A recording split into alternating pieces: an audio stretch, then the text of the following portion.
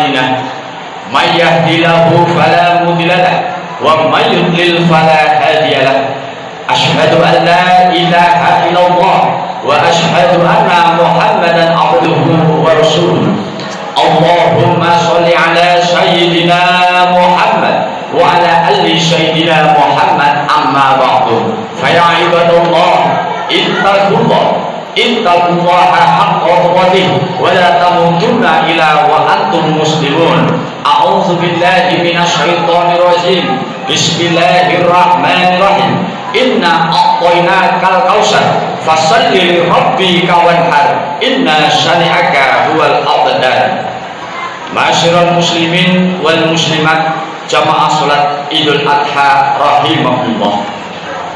Hari ini kita berada di bulan mulia, yaitu bulan Zulhijjah, dan tepat pada hari ini tanggal 10 Zulhijjah kita umat Islam merayakan hari raya Idul Adha. Apa makna dari Idul Adha? Secara bahasa, Id memiliki makna hari raya.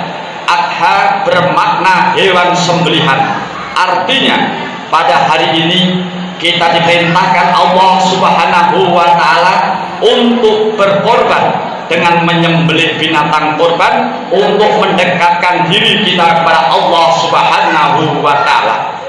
Mari kita lihat diri kita sendiri, apakah kita akan melewatkannya atau tidak. Padahal kalau kita benar-benar beriman, yakin dengan pahala yang Allah berikan, sungguh tidak akan terlewatkan kesempatan berkorban tahun ini. Allahu Akbar, Allahu Akbar, Allahu Akbar, walillahil hamd. Jamaah salat Idul Adha rahimahullah. Rasulullah sallallahu alaihi wasallam berjanji, ma'amila ibnu Adam yaumal nahri amalan ahabu ilallahi azza wa jalla min hiroqidam. Tidak ada amalan anak Adam ketika ia berada di hari nahr atau hari penyembelihan yang lebih dicintai Allah min hiroqidam, kecuali mereka yang menyembelih hewan kurban.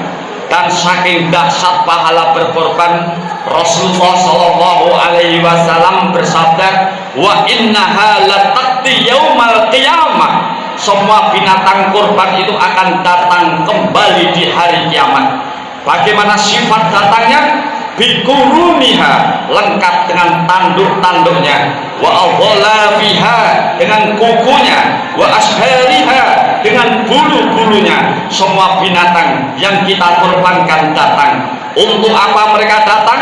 Mereka akan bersaksi di hadapan Allah, mereka akan membela kita di hadapan Allah. Di saat tidak ada pembelaan, kita tidak tahu anak kita di mana, kita tidak tahu di mana istri kita, kita tidak tahu di mana orang tua kita, karena hari itu tidak ada pembela kecuali syafaat dari Allah Subhanahu wa Ta'ala yang diizinkan. Maka salah satu pembela kita adalah binatang yang kita korbankan. Seakan-akan mereka berkata, ya Allah, dulu mereka menyembelih kami karenamu ya Allah. Ya Allah, mereka dulu memotong leherku karena taat kepadamu ya Allah, maka tolonglah orang ini. Sungguh, kalau kita yakin terhadap Allah Subhanahu wa Ta'ala, kita tidak akan melewatkan kesempatan ini. Begitu dahsyatnya pembelaan Allah untuk menyelamatkan hambanya, tapi hambanya melupakan Allah, tapi hambanya justru melewatkan kesempatan yang baik ini. Jamaah sholat Id rahimahullah, dalam mazhab Hanafi, korban itu hukumnya wajib bagi yang mampu. Dan ukuran mampu dalam mazhab Hanafi, ketika orang sudah memiliki harta setara 800 juta. Jadi orang yang punya uang 800 juta termasuk aset tetapi tidak berkorban, itu dihukumi dosa kalau dalam mazhab Hanafi. Kemudian dalam 3 mazhab, yaitu Hambali, Maliki, dan Syafi'i, sepakat Kurban hukumnya sunnah muakkadah, sunnah yang dianjurkan. Namun ada satu kata yang disepakati, makruh hukumnya orang yang sudah mampu tidak berkorban. Makruh itu memang tidak sampai menimbulkan dosa, tapi makruh yang diulang-ulang menyebabkan Allah cabut rasa cintanya, menyebabkan Allah tidak ridho dengan hidup kita, menyebabkan Allah akan mencabut keberkahan dari rezeki kita.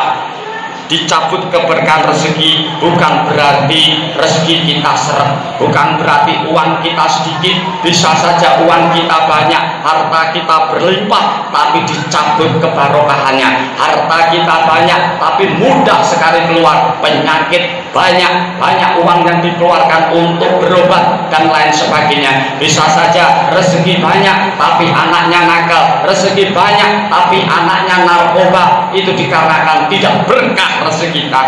Walaupun tidak menimbulkan dosa, tapi takutlah kebencian Allah terhadap kita. Sesuatu yang diulang-ulang walaupun makruh itu akan dibenci oleh Allah Subhanahu wa Ta'ala. Tahun ini tidak berkorban, tahun besok tidak berkorban, bahkan selama hidup sekalipun belum pernah berkorban, itu tercatat makruh bagi orang yang mampu. Lah, kalau ada orang yang merasa tidak mampu, maka perlu diberitahu kadar mampu itu bagaimana. Orang yang dikatakan mampu dalam berkorban itu seperti apa? Yang disebut sunnah muakkad itu siapa? Jamaah salat Id rahimahullah. Menurut mazhab Maliki dan Hambali, yang disebut orang yang sudah mampu berkorban artinya dia akan terkena hukum makruh kalau tidak berkorban, yaitu mereka yang sudah bisa membeli hewan korban. Anggap saja tanggal 10 ini bisa membeli hewan korban, besok hidupnya tidak mudorot, besok dia masih punya uang, masih ada harta di ATM-nya. Orang yang seperti ini dihukumi makruh apabila tidak mau berkorban. Maka kalau di mazhab Hanafi ini malah justru disarankan seandainya ia yakin mampu membayar hutang, lalu dia tidak punya uang di saat ia berkorban, berhutanglah. Dalam mazhab Maliki dan Hambali, dalam urusan korban disuruh berhutang selama yakin mampu untuk membayarnya. Ketika gaji kita tanggal 15, sekarang tanggal 10 belum ada uang, hutanglah dulu, karena dia yakin 5 hari lagi dia akan gajian. Kenapa begitu ceritanya? Karena dasarnya pahala korban lewat hari tasrik, tidak ada kesempatan lagi untuk berkorban, harus menunggu tahun yang akan datang. Belum tentu umur kita bertemu dengan Idul Adha kembali. Dan kita yang bermazhab Syafi'i ini sangat tegas. Yang disebut orang mampu dalam berkorban yaitu mereka yang telah memiliki milkan sahidan. Apa itu milkan sahidan? Ada harta untuk membeli seekor binatang korban, lalu punya harta yang lebih yang bisa menghidupi dirinya dan tanggungannya. Coba kita renungkan, seandainya tanggal 10 Zulhijjah ini di saku kita ada uang 5 juta, sementara harga korban itu 4 juta, masih sisa 1 juta. 1 juta bisa menghidupi tanggungan kita, artinya kita ada istri 1, 2 anak, hidup sampai 3 hari tasrik terakhir, artinya uang 1 juta bisa hidup 3 hari ke depan. Itu sudah dihukumi makruh hukumnya bagi orang yang tidak berkorban.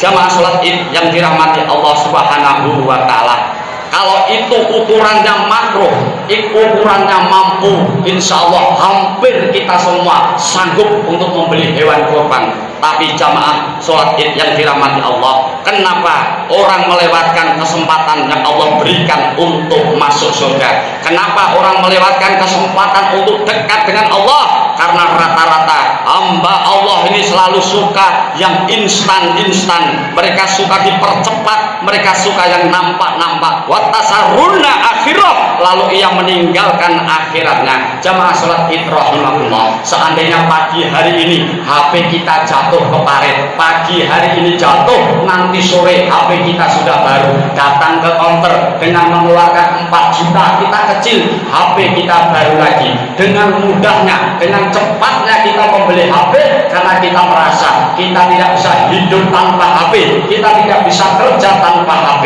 Tapi kalau urusan akhirat, jangankan 4 juta, 3 juta, kita pelit, kita akan hitung-hitungan sama Allah Subhanahu wa Ta'ala. Padahal kita tidak bisa hidup tanpa Allah Subhanahu wa Ta'ala.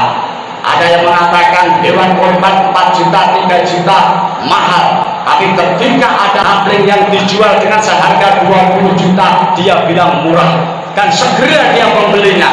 Ketika ditanya, tanahmu banyak, rumahmu ada, kenapa beli kapling lagi? Dia mengaku ini untuk aset masa depan, untuk anak cucu saya.